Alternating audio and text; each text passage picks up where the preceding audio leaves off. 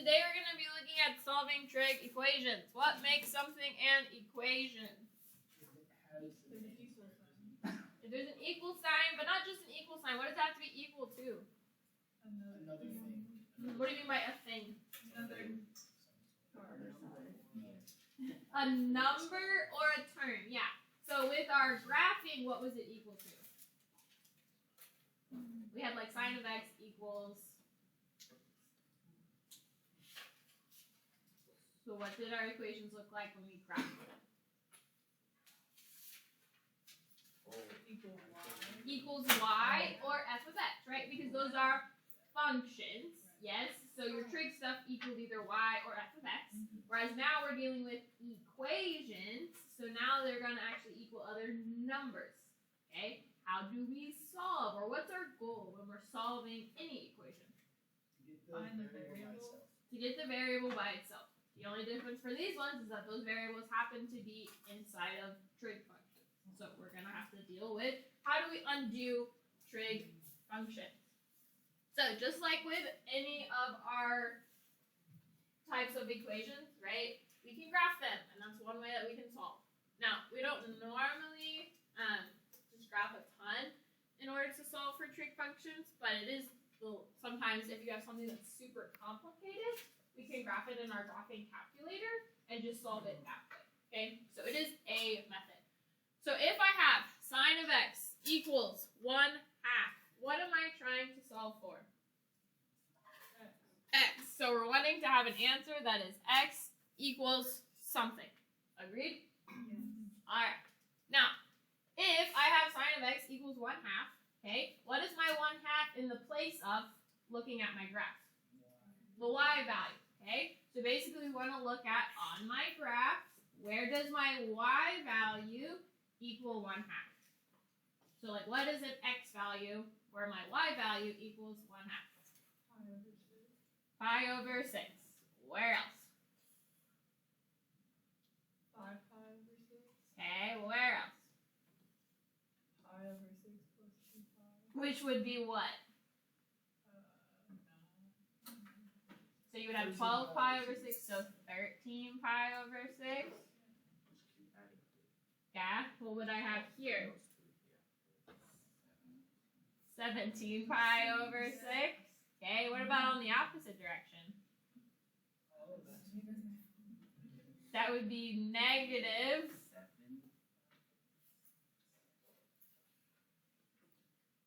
And?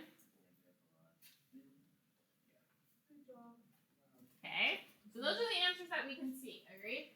Are those the only answers? Forever hold their peace, that's it. No. Because it keeps going, right? How many answers do we actually have? An infinite amount. How do we write that then? Well, not all the numbers. Because it's not all real numbers, right? I can't plug in any number I want and it works, right? It has to be in that form. So yeah, it's like saying, okay, well, the pattern keeps going. Oh, duh. Yes? We agree? Yes. What is the pattern? What are we doing to our first two answers? We added 2 pi. Okay. So those were my next two answers. How would I get the next two answers? Add 2 more pi. So how many pi did I add to the first answer? 4 pi. Write a arithmetic equation. Kind of. So I could say pi over 6. So what would we be adding each time? Pi times Not just pi. 2 2 pi, because that's how often it's going to repeat itself, right? And how many times am I able to add 2 pi? Forever, okay. Can it be any number multiplied by 2 pi? No, it has to be even. Not even. But could I multiply it by 1/2? Because that would give me just pi, right? Do I have an answer at pi over 6? It has to be at a what? An integer. So we're going to say plus 2n pi, where n is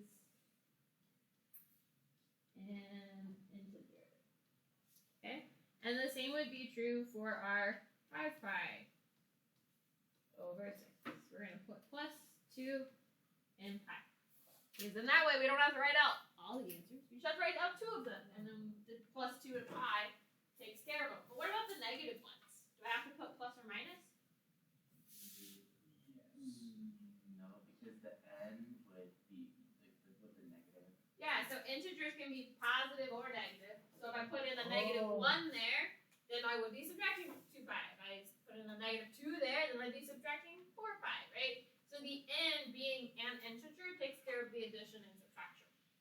So from here on out, we're not going to write that statement every time, where n is an integer. We do have to write the plus 2 in pi, but as long as you use n, it's understood that n is an integer.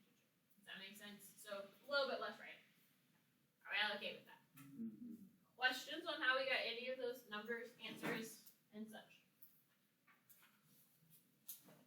Okay, so like I said, most of the time we're not going to be solving equations graphically. We're going to be solving them algebraically. What does that mean? Using algebra. Using algebra, okay? So do all of our previous algebra skills, rules, and theorems apply? Yes. Yes, so they don't go out the door just because we're dealing with trig things now. Agreed? Yes. Okay, so to solve trig equations, we're going to use standard algebra techniques like combining like terms, factoring, all the things we've seen before, okay? And then our goal is to isolate the trig function.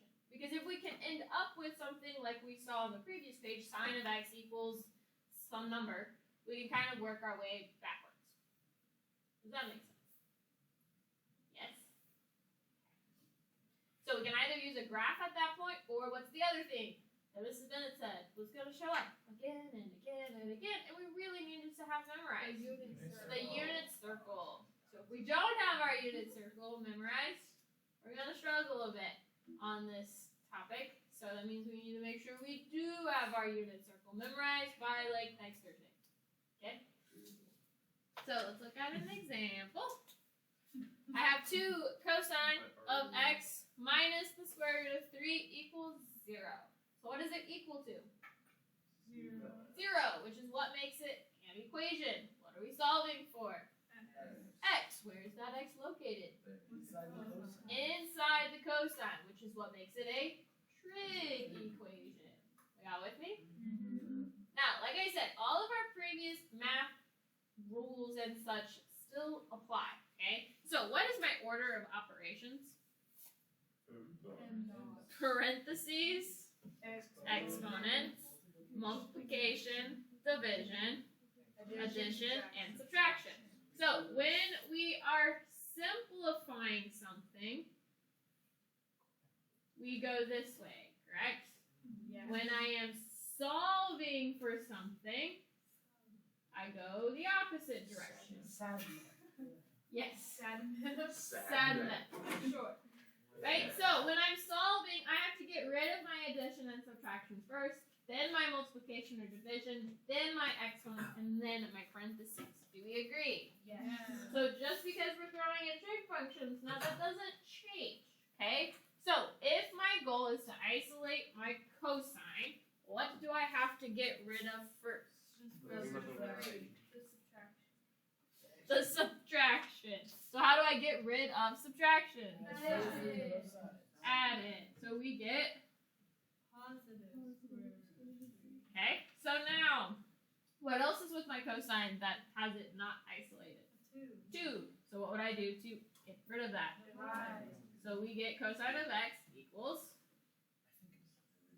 square root of 3 over 2. Now, this is where either your graph or your unit circle comes into play. When we get things like 1/2, 0, 1, things like that, your graph is pretty easy to use. When I get things like square root of 3 over 2, that wouldn't be that much fun to try and work our way backwards. Agreed? So that's where we'd want to use our unit circle. So we would want to say, okay, where on my unit circle does cosine equal square root of 3 over 2? So remind me, which of our variables? Cosine is our x. Okay, so remember it's cosine comma sine. So we're looking for where our x value is square root of 3 over 2. And it is would be our first answer. Is that my only answer? No. What do I have to add? Like the thing that makes it all coterminal angles. So Correct. So plus 2 in pi. But is that my only answer on my unit circle? probably not. No? Because remember, in my first quadrant, we are all positive. In my second quadrant, sign is positive, so I can't use my second quadrant because I have a positive answer here, okay? In my third quadrant, tangent is positive. But in my fourth quadrant, cosine is positive again, okay? So it would be the angle in our fourth quadrant that has a reference angle of pi over 6. Yes? So remember, in our fourth quadrant, the numerator is 2 times minus 1, the denominator. So what would we get?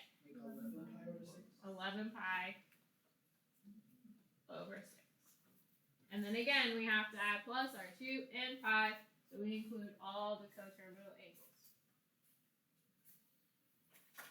So you have to do both of those? So how many answers would we have for just 0 to 2 pi? Just 2, right? If I said find the answers from 0 to 2 pi, then we would just say pi over 6 and 11 pi over 6. And sometimes they'll say that, just like find the answers in that first rotation, and so then we don't have to put the plus 2 in pi. But if it says just solve or find all solutions, that's when we have to put the plus 2 in pi. Okay with that? Questions on any of the steps that we did? Yes? Where did you get the 11 pi over 6? Okay. So, in my first quadrant, all of our angles are, or all of our trig functions are positive. In my second, sine is positive. Third, tangent. And fourth, cosine is positive. You agree? Yeah.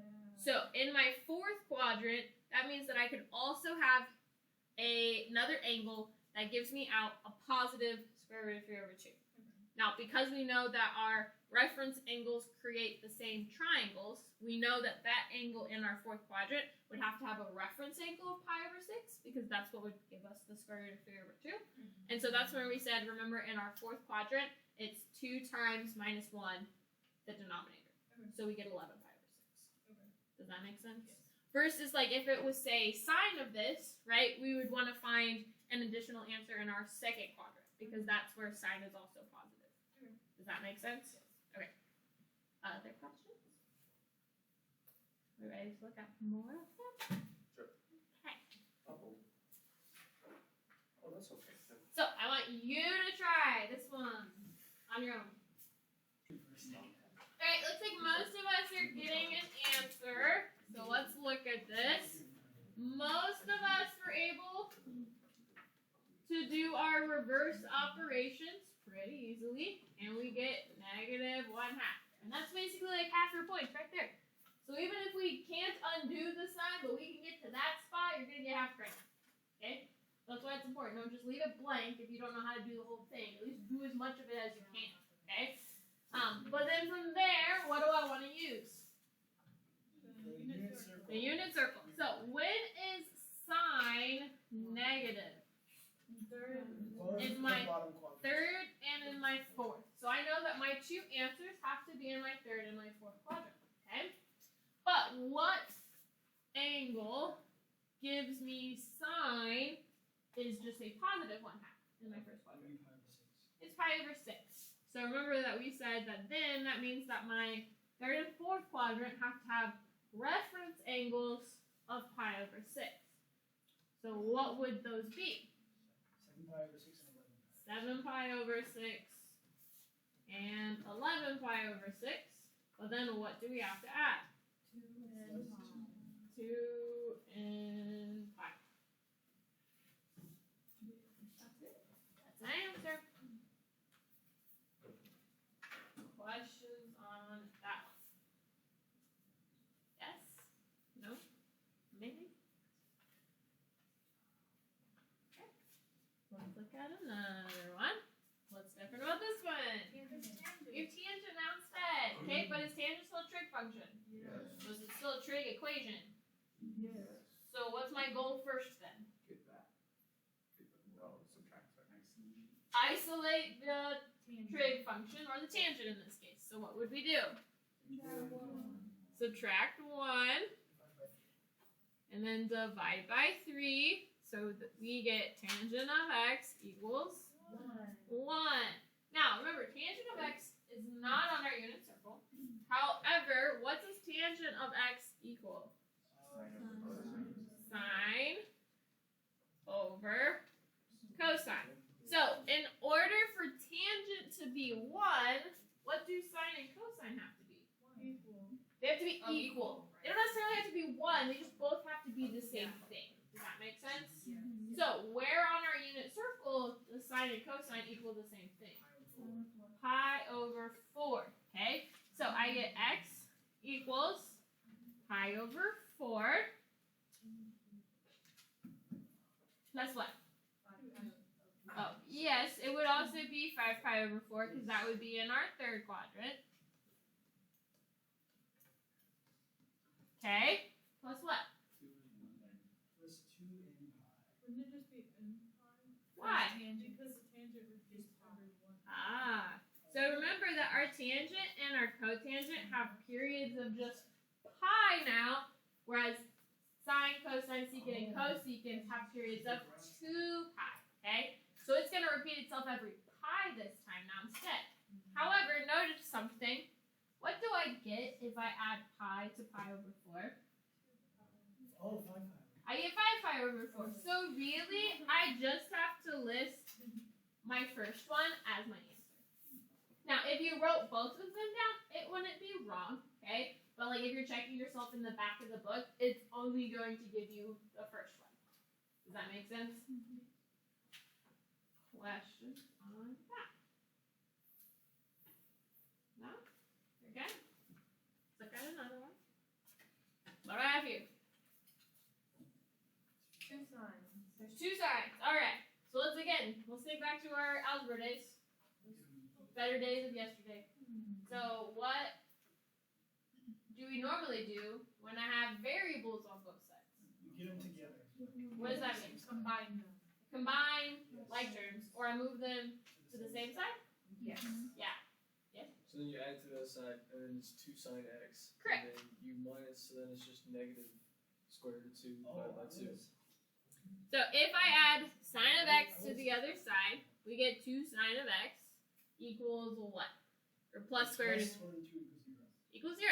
Okay? Which then from there, it looks very similar to the last couple that we do. So we would first subtract our square root of 2 and then divide by 2. So we get that sine of x equals negative square root of 2 over 2. Well, where does sine equal square root of 2 over 2? 7 pi over 4. Well, just pi over 4, right? But then, yes, we need it to be negative. So sine is negative in our bottom 2. So what is the angle in our third quadrant that has a reference angle of pi over 4? 5 pi over 4. And in our fourth? 7 pi. Okay, and do we want to add in pi or 2 in pi? Because it's what? Sine this time. Yes. It was tangent last time. Questions on that one? Yes, no, maybe.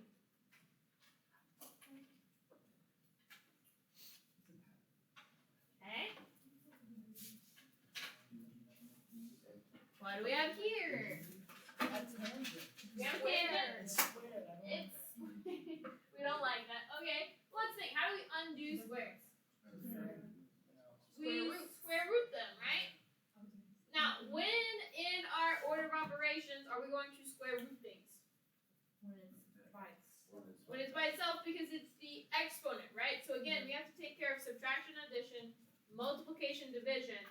Then we can take care of our exponents. So I can't square root the whole thing to start with, because I have to undo the other stuff first. Okay? So what do I want to do first?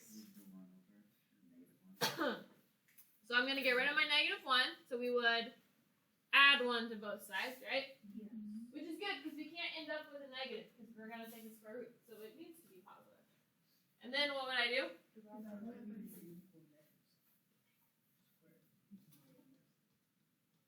Excuse me. And now that my tangent is by itself, what can we do to get rid of the exponent? Take the square root. Well, what is the square root of 1? 1. And can we take the square root of 3? No. That's illegal. To have a radical.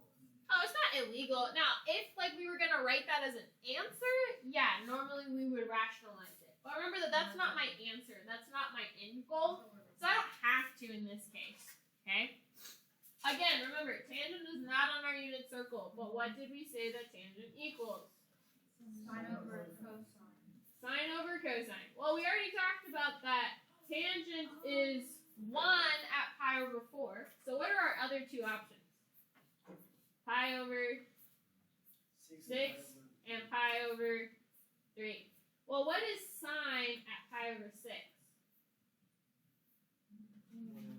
1/2. And what is cosine at pi over 6? Okay, and it would be the opposite, right, of pi over 3. Well, let's try and reduce this one first. How would I reduce a fraction within a fraction? Keep it, change it, and then flip it. So what happens to my 2's? They reduce, and we're just left with 1 over the square root of 3. So what do we get? Pi over 3. 5 over 6. And then n pi. Plus n pi. Now, because we know that at pi over 3 they would be flipped, what does that mean tangent is going to be at pi over 3? Just the square root of 3 instead of 1 over the square root of 3. Does that make sense? Yes? Am I missing any answers? No. Maybe. I mean, you're not wrong. My plus n pi takes care of the other positive one. Yeah. So what did we say? All of our algebra rules still apply, right? What algebra rule did I break? So when I take the square root, what do we have to add? Oh. Plus or minus in front. So my pi over 6 takes care of the positive, but it could also be negative. So where's tangent negative for the first time? The second quadrant. So what is the angle that has a reference angle of pi over 6 in our second quadrant? 5 pi over 6. So in this one, you would have to list both because of the negative. So the pi over 6 only takes care of the positive one, and since it could be potentially negative as well, you also have to list the one that takes care of the negative. Yes? So how many answers would we have from 0 to 2 pi? Oh, 4, right? Because you would have 1 in each quadrant. Oh, yeah. It's just your first answer takes care of the first and the third, and your second answer takes care of the second and the fourth. Yes? Are we all okay with that? Questions on how we got any of those? Or why we did things? Or how we did things? No? Okay. I think I have a couple more. What do we want to do here? Make the cotangents not do that. Make the cotangents not do that. Okay, what is it doing that we don't want it to do? They're on opposite sides. Oh, I was going to say being cotangents. Okay. I don't like that. We need to put them in terms of sine cosine. It's probably gonna make your life a little bit harder. Well, I'm just kidding. But yeah, they are on opposite sides right now. So what would it probably be helpful to do? Get them both. Oh, yeah, you could divide. Divide by Be careful with that. Because if I divide by a trig function, you are eliminating answers. Because when I divide by something, okay, what is it not allowed to equal at that point? 0. 0. Well, cotangent can equal 0. So if I divide out a cotangent, I'm getting rid of all of the potential answers where cotangent could be 0. And those are valid answers. Does that make sense? So you would be missing parts of your answer. But what's the thing that's like dividing but doesn't get rid of it? subtraction. Not quite. Not quite. It undoes Factoring. multiplication. Factoring. Okay? So we could factor it, right? Yes. Which is still removing it from our cosine squared without actually dividing it out. We'd have to get both of them the same side. Correct, but we need to get both of them to the same side as first. So what would we do to the right hand side? Just like subtract the two terms. Correct. So now, do they both have a cotangent in them? Yes. So what can we do with that cotangent? We can factor it out. Factor it out. And so we're left with cosine squared of x minus 2, and all of that equals 0. So think about with like just any of your quadratics, right? When I get two factors, what do I do with those two factors? I'm going to set them both equal to 0 separately, right? I'm going to like create two separate equations now instead, which is helpful because then I only have one trig function in each of those, which is why we wanted to factor it out. Are we all with me on how I got there?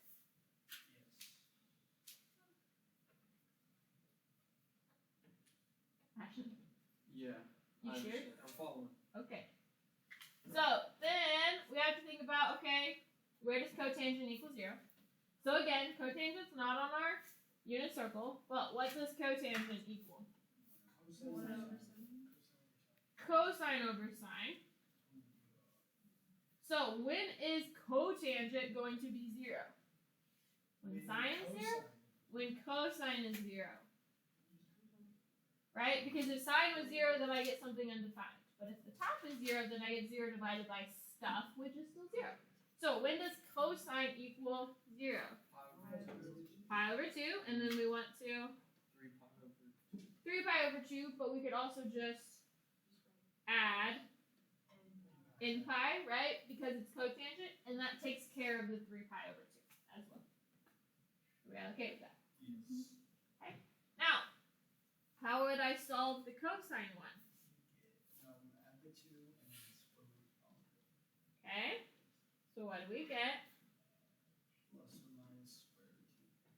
All right. Now, is just the square root of 2 on my unit circle? No. No. So if it's not on your unit circle, then from there we just have to use our calculator. Okay. So remember, how do we undo trig functions? The inverse. The inverse. So we would plug in cosine inverse of the square root of 2. And then we would need to plug in cosine inverse of the negative square root of 2. And we would get an answer. Could you use a calculator to use the table and use it? The only problem is like if I got pi over 2 as an answer, it's going to approximate pi. And so it's going to give you a decimal and not pi over 2. You would like ask for a decimal when you're supposed to. The only time that you would use like a decimal approximation is if it's a word problem. So like if it's some sort of like it gave you the equation of like some sort of thing and it asked you to solve for at what time does this happen? You know what I mean? So then you wouldn't want to write pi over 2. You would want to write the decimal approximation of that. Does that make sense? What do we get? What did we get? I know, what does it say? Domain error. Domain error. What does that mean? I don't need this. It's wrong. Oh, why is it wrong? You can't do that. Why can't I do it? Square. It doesn't have to do with the square root. Outside of the restriction. What restriction? When you can't use that. Okay. Wow. What is our range of cosine? It's something that. What is our range for our cosine graph? Something. What are all of our values in between? Like what's the minimum on our cosine graph?